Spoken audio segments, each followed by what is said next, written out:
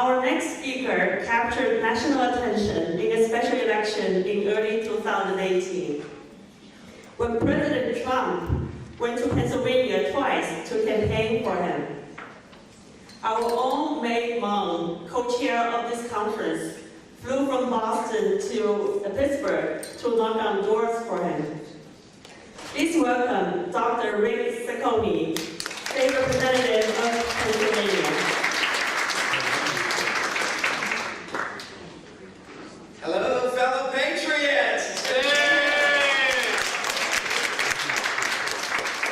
I want to thank the Chinese American Alliance for your endorsement and for your help. Many of you that are in this room came to Pittsburgh and supported me. It was a wild and crazy race, as you remember, and I really thank you for your support. So, I want to get straight to my message because I think it's important, because I know as you read the newspaper, you can see our country is in peril today because our traditional values, our conservative values, are eroding, the values that you represent.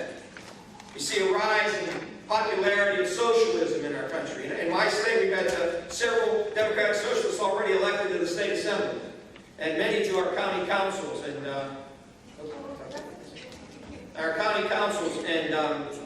our local government. It's a rising trend across the country.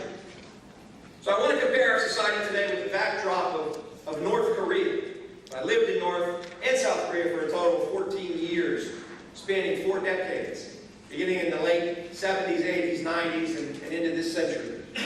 One of those years I spent in North Korea on as in diplomatic capacity to the nuclear power plant project. You may remember on the East Coast near Hamhung, north of Hamhung, in a small city called Sinpo. You might remember the U.S. offered to build North Korea 2 1,000-megawatt light water nuclear reactors to generate electricity in exchange for them shutting down their military-grade, weapons-grade plutonium projects. I was the only American living in North Korea for a year. And I was the first American most of those people had ever seen, let alone met. I was there when 9/11 happened. That's a whole other story we can talk about another time. It's a very interesting story, the time to be in North Korea. Most of my time was spent in South Korea. I was stationed there while I was in the United States Air Force working in counterintelligence, and mostly in Seoul. I spent my time chasing spies and North Korean commandos who were trying to infiltrate the South and attack our bases. I was on the counter-terrorist team for the 1988 Olympics in Seoul. We were able to thwart a number of terrorist plots and disrupt the game that were intended to disrupt the Olympic Games then. Those things never made it into the news, but I had an exciting and rewarding career there. After I retired, I stayed on in South Korea to work in business and a variety of other jobs, including an on-air news personality on English language television. So I've traveled the peninsula, South Korea, from top to bottom, and much of North Korea too. Along the way, I authored 9 books, 7 of them on Korean, including 2 travel guides on the peninsula. I didn't mean to talk about me so much. I wanted to compare North Korea, and I thought you might be interested in what's going on in North Korea, and compare it to this rise that we have today in the idea of socialism in our own country. Although South Korea has been hailed as the miracle on the Han River because of its rapid economic development, North Korea remains trapped in a totalitarian society. Under Kim Il-sung and his son Kim Jong-il, and now the grandson Kim Jong-un, the people live under a terrible tyranny. As I mentioned, I was there from December of 2000 to December of 2001. And as a diplomat, I didn't suffer under all the conditions the average citizen did, but I had a chance to see them firsthand. So, however, imagine living in a land where the government maintains total control over your life. No locks are allowed on any doors. The government can enter your home at any time. They keep an inventory of everything you own. And the government can inspect that at any time. They can enter your house and compare with the inventory that they have and the things you own. And if you were to have acquired something that was on that inventory, you could be sent off to a re-education camp immediately, or fined in prison. The government tells you where to live, what your occupation will be. It determines the ration of the food you receive. Think what it would be like to have to obtain a visa to travel from here to Lexington, because the government must approve all domestic travel. You have a domestic passport, and any internal movement around the country, you have to get a visa. You want to go see your brother in Lexington? Why? Weren't you there last month? I was. Visa denied. Sorry, you can't go. Let's think of living in a country like that. Imagine life where you're not free to speak against the government or the meager means it provides in any way. Imagine living in fear of your government. Imagine bowing to statues of the great leader as if he were God. Imagine that the word love is reserved only for the great leader. You can't use it among yourselves, between yourselves. That word is reserved to be expressed for the great leader. While the political and social climate is horrific, the people endure, as Koreans somehow always do. They even maintain a kind of bright spirit in the midst of their hardship, I noticed while I was there. I remember that the people treated me well, even after years of being taught to hate Americans. They still treated me well. The average person is still proud of his country and wants others to recognize it. They'd always say to me when I was able to get out into the countryside, they'd say, how do you like my country? Have you been to Pyongyang? Isn't it beautiful? They're still proud of their country. Because they're undeveloped, even though their country is beautiful, some of the mountains and beaches there are some of the unspoiled areas of their country are beautiful. People like to go visit there. They pay a lot of money to go visit there. They attract a lot of tourists. A lot of tourists from China and other Asian countries go there. It's a beautiful country. It's unspoiled and undeveloped. But the economic situation is desperate. Food is rationed, and 2 generations of citizens have experienced stunted growth from the lack of nutrition. All the while, the elites have benefited and live a decent life in relative comfort. So don't think everybody in North Korea is poor. The elites, and when I say elites, we're talking about a class of several 100,000 people. They live very well. When I was in the airport in Pyongyang, I saw people traveling to China from North Korea with mink coats and fancy clothes and Gucci purses and shoes and all those types of things. The elites live well. They live a life like you do, or even better in many cases. But the average person doesn't.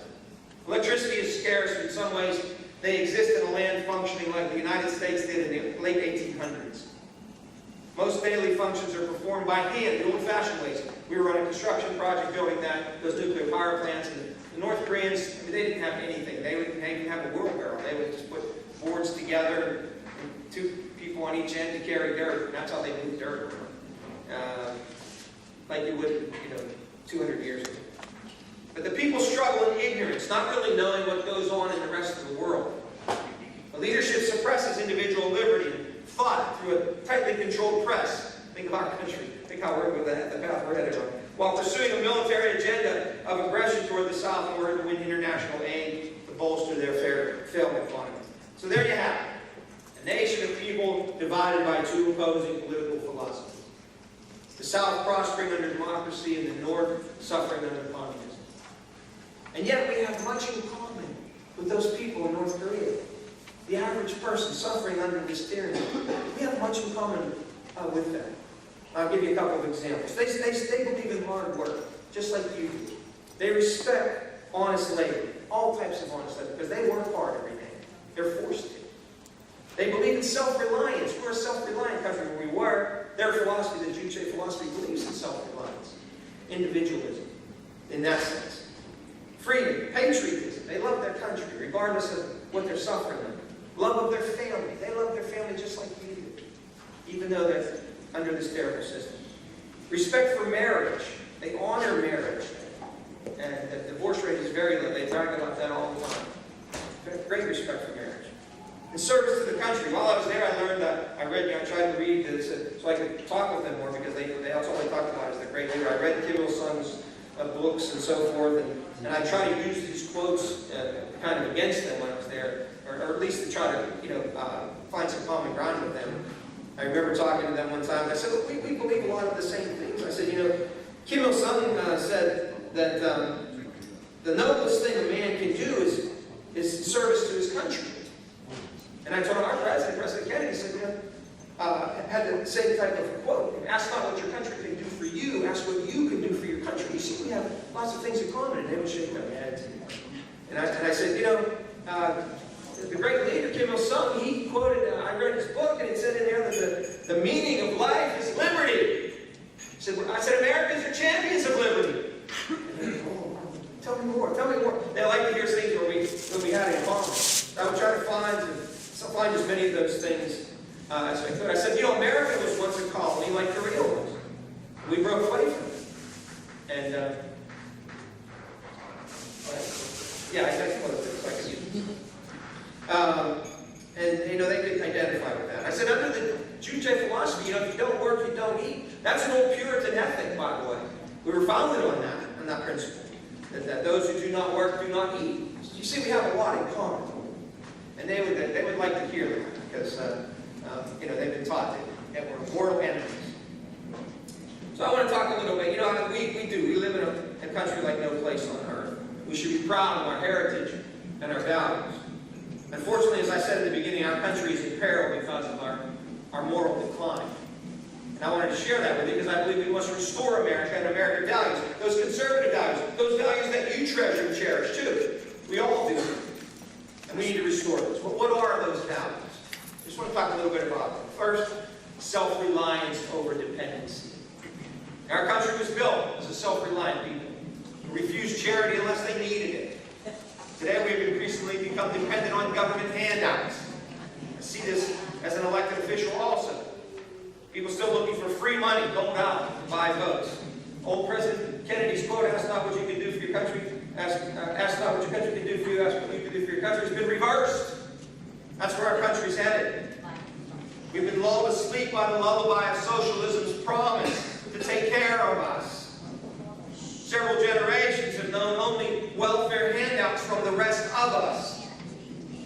People have this notion that their needs somehow constitute a claim on the wealth of others. We've forgotten that old adage that compassion is not giving someone something, but freeing someone from needing it. We would do well to remember Jefferson's admonition that democracy will cease to exist when you take away from those who are willing to work and give to those who would not.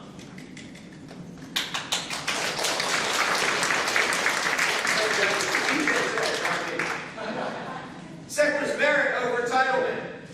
We were a country built on the pride of our individual achievements. We've become a society that punishes achievement and rewards unproductive, even destructive behavior. The more you fail, the better chance you have of receiving government assistance. Bailouts to big business is just one example. As Cal Thomas once astutely observed, this is supposed to be a country of opportunity for its citizens.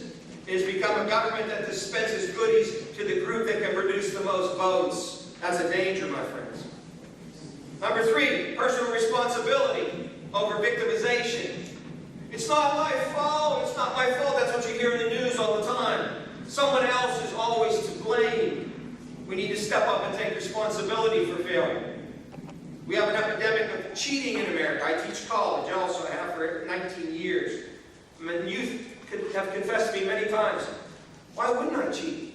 If I have to get ahead, why wouldn't I cheat? That's what our youth is learning. It's okay to cheat. To win, you'll do anything. Maybe you heard this notion has reached all the way to our United States Air Force intercontinental ballistic missile launch officers, who a few years ago were exposed to cheating on their launch officer proficiency exams. Can you imagine the danger that places our entire country in? If our ICBM force was cheating on how to launch and when to launch those missiles, they didn't really know what they were supposed to do. They've created a culture of false self-esteem, trying to insulate our children from failure. Everyone gets a trophy in this society. We used to build self-esteem through hard work and personal achievement. We've forgotten the old adage that he who praises everybody praises nobody. We failed to teach them the necessary life lesson of making stepping stones out of stumbling blocks.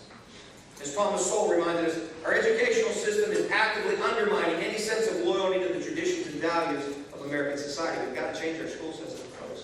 We've got to get a handle on it. Number four. Number four is virtue over vice. Virtue just means moral excellence. We sure need a lot more of that in our country today. Our culture celebrates popular music that tears down women. Our kids have produced the knockout game, attacking senior citizens. In the library, we're not allowed to filter pornography, but anything about God is off limits. 25% of all search engine requests are for pornography. Do you believe that? 80% of 8 to 16-year-olds have viewed porn online, most while doing their homework. Our country has joined the plague of sex trafficking that has engulfed the world. Even in my state of Pennsylvania, lots of sex trafficking, even through the rural areas. Unbelievable. Today, government lies without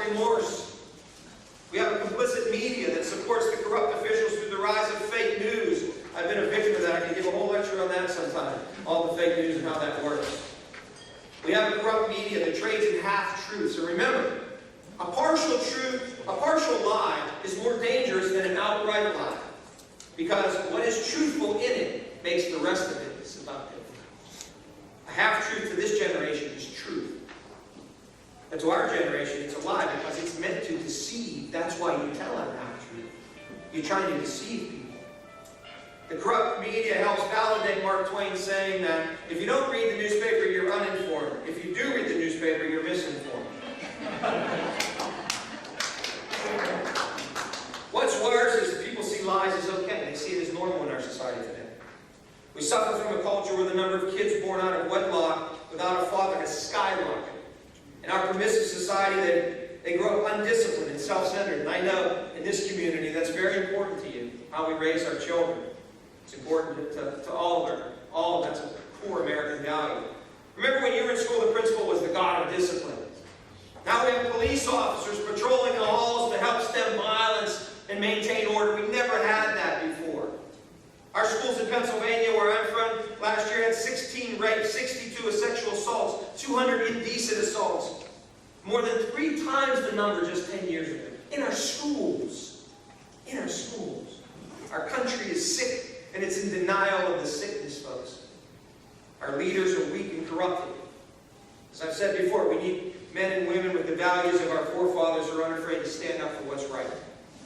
We need leaders who value not material gain, but virtue. As I said, that means moral excellence. Our founder in Pennsylvania, he had a good saying. William Penn, he reminded us that a nation is not great by virtue of its wealth, but by the wealth of its virtue.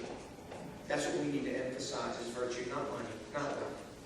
Today we have leaders who see virtue in corruption, and corruption in virtue. You see how they switch it? How the world is upside down? They've abandoned what was right and true, and what was once immoral and shameful has become progressive and praiseworthy. Watch for those keywords. Number 5, honesty over corruption, another core value. Corruption at the state level is shocking. I don't know what it is here in Massachusetts, but in Pennsylvania, in the 8 years that I've been in the legislature, we've had 2 former speakers of the House sharing the same jail cell. We lost our treasurer, we lost our attorney general, we've lost 3 Supreme Court justices, and we've lost 14 state representatives and 3 state senators to corruption. Just in the time. That's just the ones that have been caught. It's so bad in Pennsylvania that we jokingly say, when one member asks another for his cell number, it takes on a whole new meaning.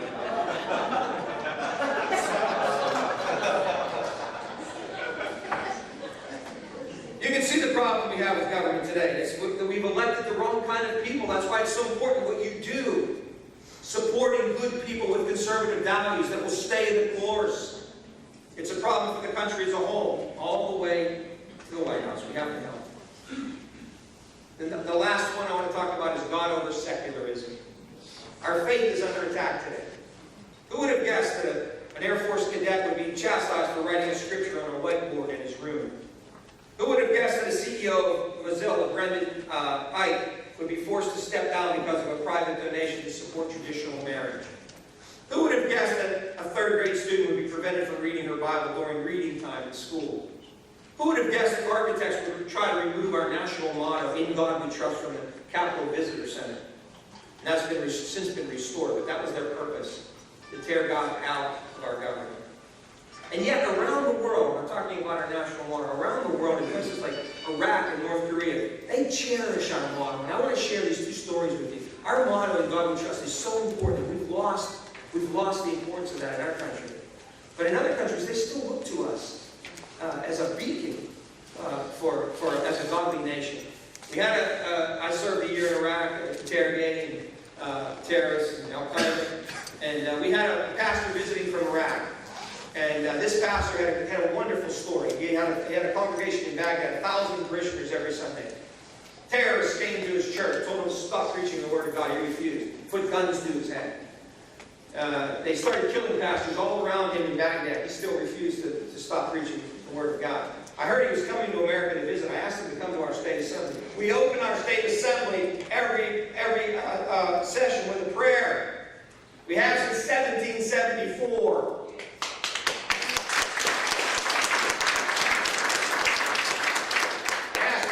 Prayer, he did. The first thing he did, he got up and he thanked the people of America. He said, "You know, in Iraq we have problems with terrorists running around.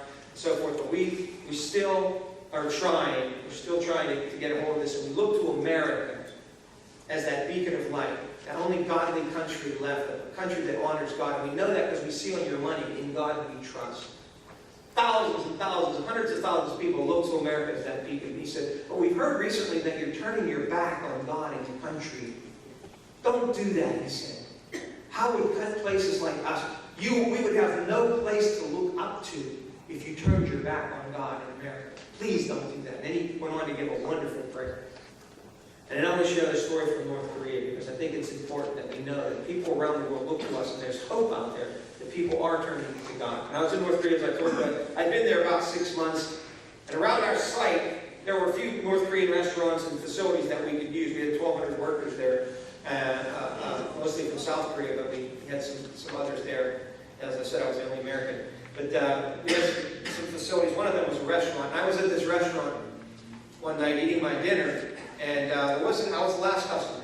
And there was only me, there was the waitress at the end of the counter, North Korean waitress, and 2 cooks in the kitchen. Couldn't see the cooks, but we could hear them talking. And this young lady, this cashier, she had never spoken to me before. And they were cold to me when I first got there. It took me a while to develop relationships with them. And I noticed that she was, as I was eating, she was at the cash register, and she had a dollar bill. We had to pay for everything in American dollars in North Korea. North Korea is indeed hard currency. And she was holding this dollar bill, and she was rubbing it with her thumbs. I didn't pay much attention to it. I was just eating. I didn't want to cause any international incidents of trouble. I tried to keep a low profile. And she started moving her way down toward me. And I kept watching her, and she kept looking around to see if anybody was watching. She got all the way up to me, she bent over, and I saw that she was rubbing that dollar bill with her thumbs. "In God we trust."